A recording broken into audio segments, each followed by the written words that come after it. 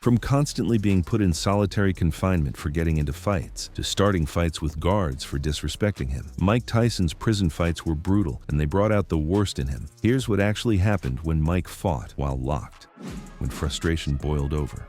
Picture this. You're one of the most famous people on the planet, locked away in a concrete and steel cage with hundreds of other men, many of whom are looking for any opportunity to test you, to prove themselves, or simply to alleviate their own crushing boredom. Now imagine that the entire facility goes into lockdown for an extended period, somewhere around 60 days, according to Tyson's recollection. During these lockdowns, inmates are confined to their cells for nearly 24 hours a day, with no access to the yard, no trips to the gym, no recreation whatsoever. For a man like Mike Tyson, whose entire existence had been built around physical activity, whose stress relief mechanism was punching things, this kind of forced stillness was psychological torture. The lockdown happened because somebody got stabbed somewhere in the facility, triggering the standard security protocol that essentially freezes all inmate movement until the situation is resolved and the facility returns to a manageable level of control. Day after day passed with Tyson stuck in his cell, unable to burn off the mounting tension and frustration that was building inside him like steam in a pressure cooker with no release valve. The anger wasn't just about being confined, it was about being powerless, about having no control over his environment, about being treated like just another number in the system, despite having been, just months earlier, one of the most powerful and feared men in professional sports. During this time, Tyson has explained that verbal provocations were constant. Some inmates, perhaps emboldened by the temporary equality that lockdown created, or maybe just looking to pass the time by getting a reaction, would say things to him. Disrespectful comments, sarcastic jabs, challenges to his manhood or his conviction. Tyson, trying to maintain his composure and avoid extending his sentence, largely ignored these provocations. But on one particular day, after weeks of this claustrophobic existence, someone said something that crossed the line. Tyson has never specified exactly what was said. He's described it vaguely as something irritable, a comment that in any other circumstance he might have brushed off, but in that moment, with all that pent-up frustration and anger coursing through him, it became the match that lit the fuse. Without hesitation, without thinking about the consequences or calculating the risk to his early release prospects, Tyson walked over to the inmate who had made the comment and, in his own words, just went over there and hit him. It wasn't a boxing match. It wasn't a prolonged brawl with multiple exchanges and dramatic back-and-forth action. It was a single punch, one devastating blow delivered by a man who had spent his entire adult life perfecting the art of transferring maximum force through his fists into another human being's body. The punch landed, the inmate presumably went down, or at least got the message loud and clear, and that was it. The incident was over almost as quickly as it began. No referees, no bell to save anyone, no rounds, just raw, unfiltered violence born from weeks of suppressed frustration finally finding an outlet. What's remarkable about this incident isn't the violence itself, it's what happened afterward, or more accurately, what didn't happen. The punch didn't lead to a full-scale brawl, retaliation from the victim's friends, or even significant official consequences for Tyson. There's no record of him being charged with assault, no reports of additional time being added to his sentence, no extended stay in solitary confinement as punishment. This tells us something crucial about the dynamics of respect in prison. Sometimes, a decisive show of strength actually prevents further violence by establishing clear boundaries and removing ambiguity about where someone stands in the social hierarchy. Tyson has emphasized this point repeatedly. The incident was isolated, brief, and ultimately unremarkable in the grand scheme of his 3-year sentence. He's used it to illustrate how different his prison experience was from the sensationalized narratives that have proliferated online. On his podcast, Hotboxin' with Mike Tyson, he discussed this very incident, explaining how the lockdown's duration and the inability to access physical outlets, like the gym, contributed to a perfect storm of irritability. He wasn't proud of the moment, nor was he particularly apologetic about it. It simply was what it was, a brief loss of control in an environment designed to test the limits of human patience and restraint. But that single punch wasn't just an outburst. It was a window into a much deeper philosophy Tyson carried with him, a philosophy that didn't start in prison, but defined how he survived it, nipping it in the bud. If you want to truly understand how Mike Tyson survived his 3 years in prison without becoming embroiled in constant violence, you need to understand his philosophy of confrontation management, what he calls nipping it in the bud. This approach wasn't something he developed in prison. It was a survival strategy he'd learned growing up in the brutal streets of Brownsville, Brooklyn, and refined during his years navigating the equally cutthroat world of professional boxing. But behind bars, it became essential. The difference between being left alone to do your time in relative peace and becoming a target for every inmate looking to prove something. The concept is deceptively simple, but psychologically sophisticated. When someone tests you, when they make that first probing attempt to see how far they can push you, you respond immediately and decisively. You don't let it slide. You don't tell yourself you'll deal with it if it happens again. You certainly don't report it to the guards and hope the system handles it for you. No, you settle it right there, in that moment, establishing beyond any shadow of doubt exactly who you are and what happens to people who disrespect you. It's a form of preventive violence, if you will, a small demonstration of force designed to prevent the need for larger, more dangerous confrontations down the line. Tyson explained this philosophy in explicit detail during his now legendary 1998 Playboy interview, conducted not long after his second stint in the boxing world following his release. His words paint a vivid picture of prison psychology and the constant testing that high-profile inmates face. People will try you. They'll try the strongest. You have to be a man. They'll try anybody. They start by saying something funny, something sarcastic, to see how far they can go. But you nip it in the bud. You don't let anyone get away with saying anything funny or sarcastic. You have to demonstrate who you are right on the spot. That's what I do. That's who I am. I'm a settler. I'm in my glory in a place like that. Chaos all over. Yeah, they tried me a few times. Let's break down what Tyson is really saying here, because it's a masterclass in understanding institutional power dynamics and social hierarchy in confined environments. First, he acknowledges that challenges are inevitable. People try you, especially if you're perceived as powerful or high status. In prison, where traditional markers of status like money, career success, or social connections are stripped away, dominance hierarchies are established through more primal means: physical strength, willingness to use violence, and reputation. For someone like Tyson, who entered prison with the label heavyweight champion of the world, the target on his back was enormous. Every wannabe tough guy, every actual gang leader, every inmate looking to make a name for himself saw Tyson as the ultimate test.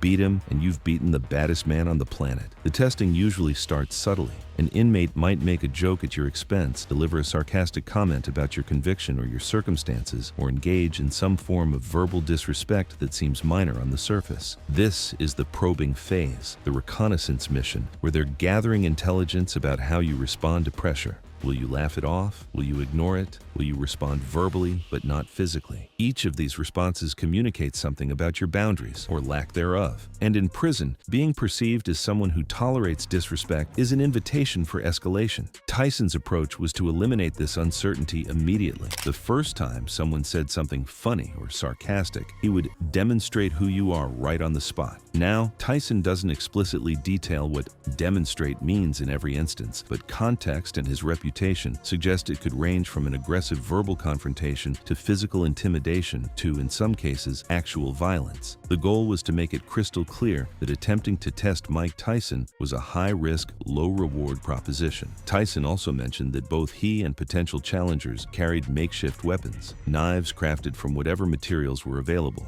They had them, but they didn't have anything I didn't have. Now, how many times did inmates actually try Tyson during his sentence? He says a few times, which suggests more than the one confirmed punch we discussed earlier, but less than the dozens of confrontations that sensationalized accounts would have you believe. These early tests likely occurred within the first few weeks or months of his incarceration, during the period when his position in the prison social structure was still being established. Once that position was solidified, once it became common knowledge that Mike Tyson was someone who would absolutely respond with force to disrespect, the tests presumably became less frequent or stopped altogether. This is actually one of the paradoxes of prison violence. The inmates who are involved in the most fights are often not the most dangerous ones, but rather those who haven't successfully established their position in the hierarchy. Once everyone knows you're willing and able to defend yourself decisively, the actual need to do so often diminishes. It's the same principle that kept major powers from directly fighting each other during the Cold War. Mutually assured destruction, or in this case, mutual assured pain, creates a deterrent effect. There's also an important distinction to make between the nipping it in the bud philosophy and the single punch incident we discussed in the previous section. The early confrontations where Tyson was settling disputes and establishing boundaries were strategic and calculated. They were about reputation management and social positioning. The lockdown punch was different. That was frustration and emotional release, not strategic thinking. This distinction matters because it shows that even someone as disciplined and aware as Tyson could be pushed to his breaking point under the right or wrong circumstances. Yet even for a man who believed in settling things instantly, not every battle could be won with fists. Some of the most painful hits Tyson took behind bars never came from a punch, they came from words. The tree jumper heckling.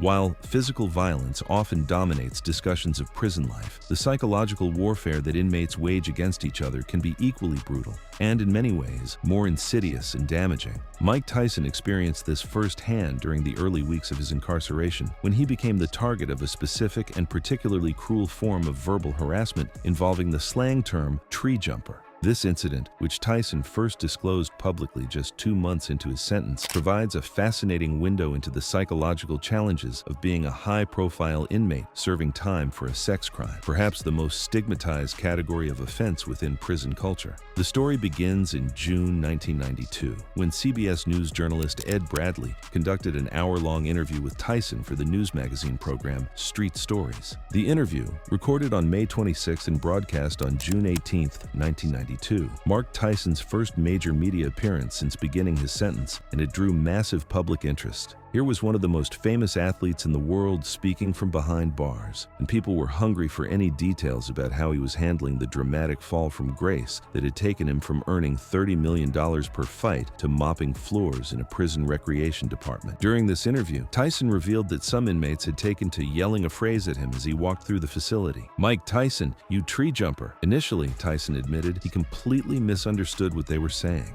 He thought they were complimenting his athletic ability, referring to him as someone so powerful and agile that he could jump out of trees. A strange compliment, to be sure, but in the context of his boxing prowess, not entirely implausible. You can almost picture the scene. Tyson, walking back to his cell or heading to his prison job, hearing these shouts, maybe even feeling a small surge of pride that his fellow inmates recognized his physical capabilities. But then someone explained to him what tree jumper actually meant in prison slang, and the reality hit him like a punch he never saw coming. The term is a derogatory slur for a rapist, specifically evoking the image of a predator who hides in or behind trees to ambush unsuspecting victims, often with the added implication that the victims are children or other vulnerable individuals. It's one of the most stigmatized labels you can carry in prison, where there's a strict hierarchy of crimes, and those convicted of sex offenses occupy the lowest rung. Even among convicted criminals, there's a sense of moral hierarchy, and sexual predators are viewed with particular contempt and often face violence, ostracization, or worse. Tyson's reaction to learning the true meaning was captured in the CBS interview. "One day, Mike Tyson, you a tree jumper and I didn't know the tree jumper. What I thought it meant like I was a great athlete if I make jumping out of trees. And I would talk about what the tree jumper jumps of the reapers. You wait for a little kid to go by. You jump up the tree and grab, oh Christ, you know me. I said I can't believe it, know me." The fractured syntax captures Tyson's emotional state, shock, disgust, and the sudden realization of just how low his reputation had fallen in the eyes of these men, many of whom were themselves convicted of serious crimes. This wasn't just casual name-calling or the kind of playful verbal sparring that might happen among inmates who have developed some rapport. This was targeted harassment designed to dehumanize and isolate. Tyson described how the taunts put you in a different assortment mentally, meaning they fundamentally altered how he perceived himself and how others perceived him within the prison ecosystem. He was no longer Mike Tyson, the heavyweight champion. He was Mike Tyson, the tree jumper, a sexual predator, someone less than human, someone who deserved whatever bad things happened to him. The psychological impact of this kind of sustained harassment can't be overstated. Tyson was already dealing with the massive stress of incarceration itself, the loss of freedom, freedom, the separation from loved ones, the constant threat of violence, the grinding boredom punctuated by moments of terror. Now add to that the daily reminder that even here, among convicted criminals, he occupied one of the lowest possible social positions. Every time he walked through the cell block and heard those shouts, it was a fresh wound, a reminder of his conviction and the public perception that he was guilty regardless of his own claims of innocence. What makes this incident particularly relevant to our discussion of Tyson's prison fights, or lack thereof, is that the tree jumper harassment was exactly the kind of provocation that could have easily escalated into physical violence. These weren't subtle verbal jabs or mild teasing. These were serious accusations and insults designed to provoke a reaction. For someone with Tyson's explosive temper and history of responding violently to perceived disrespect, the restraint he showed in not attacking every inmate who yelled this slur is actually remarkable. Tyson has revisited this incident in subsequent interviews and discussions, always framing it as one of the psychological challenges of his incarceration rather than a source of physical confrontations. In later reflections, Tyson has spoken about how prison forced him to develop a different kind of toughness, not the physical toughness of withstanding punches in the ring, but the psychological toughness of enduring constant disrespect, isolation, and stigma without allowing it to destroy your sense of self. And while inmate harassment tested Tyson's patience, the real friction often came from a different direction entirely: the guards who controlled his every move. The May 1992 disciplinary hearing.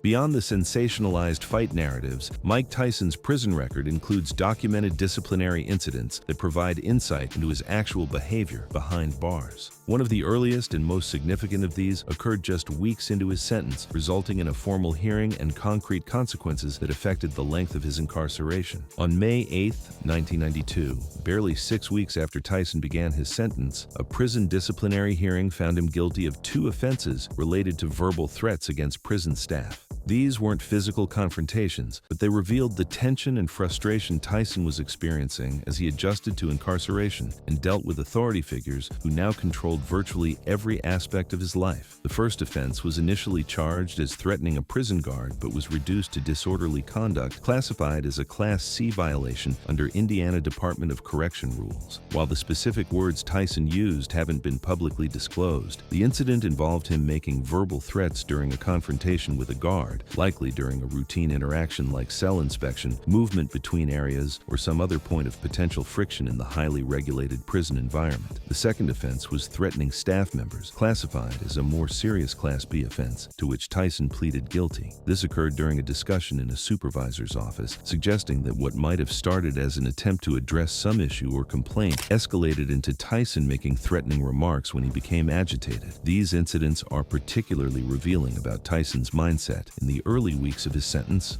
In later interviews, he's admitted to being a real troublemaker during his prison time, specifically noting that his problems were mainly with guards rather than inmates. The consequences of these infractions were concrete and significant. Tyson lost 15 days of good credit time, also called good behavior credits, which are accumulated by inmates who follow rules and can reduce their overall sentence length. This extended his earliest possible release date to April 9, 1995. He was also ordered to serve 10 days in segregation, solitary confinement, though he had already completed 5 days by the time of the hearing, so only 5 additional days were added. While 15 days might not seem like a massive addition to a 6-year sentence, it's significant in the context of how parole and early release work in the prison system. Good time credits can add up to substantial sentence reductions for inmates who consistently follow rules, and losing those credits means additional time served. The fact that this happened so early in his sentence was also concerning from a parole perspective.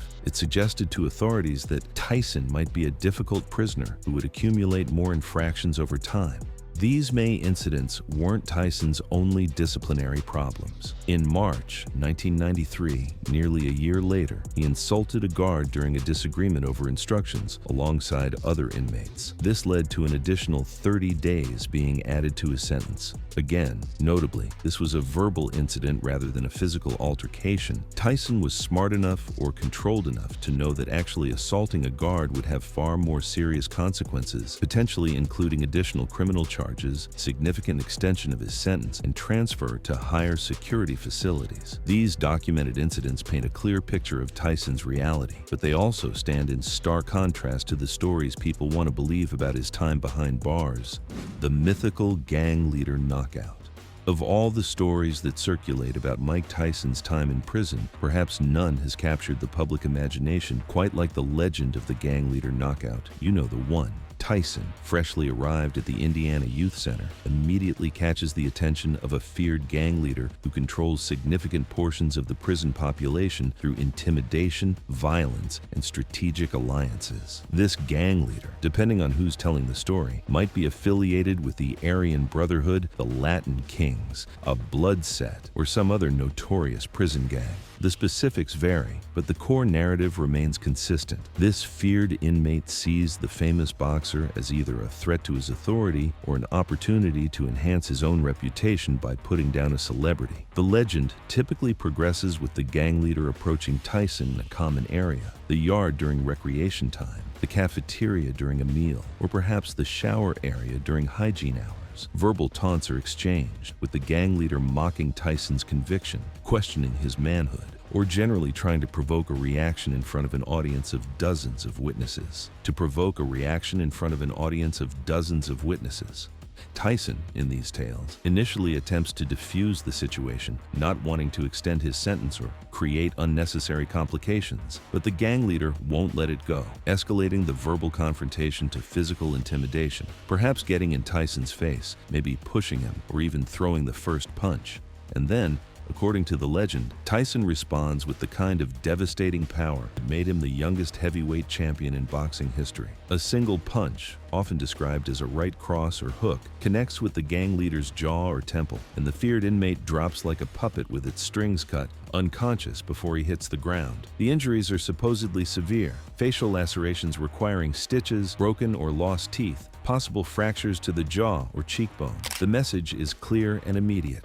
Mike Tyson is not to be tested. From that moment forward, according to these accounts, Tyson enjoys 3 years of relative peace, with his reputation as someone who can and will knock you out cold, serving as an impenetrable shield against further challenges. It's a hell of a story, right? It has everything: a clear protagonist and antagonist, dramatic tension, explosive action, and a decisive resolution that establishes social order. It fits perfectly with our preconceptions about how prison works and how someone like Mike Tyson would navigate that environment. But here's the most compelling piece of evidence against the gang leader knockout story. Mike Tyson himself has never corroborated it. And Tyson is not someone known for being shy about his accomplishments or reluctant to share dramatic stories from his life. He's given countless interviews, appeared on numerous podcasts, written an autobiography, and generally been quite open about his experiences, including the violent and controversial ones. Yet in all of these accounts, he consistently describes having only one physical altercation during his entire 3-year sentence, and his description of that incident, as we've already discussed, bears no resemblance to the dramatic gang leader confrontation.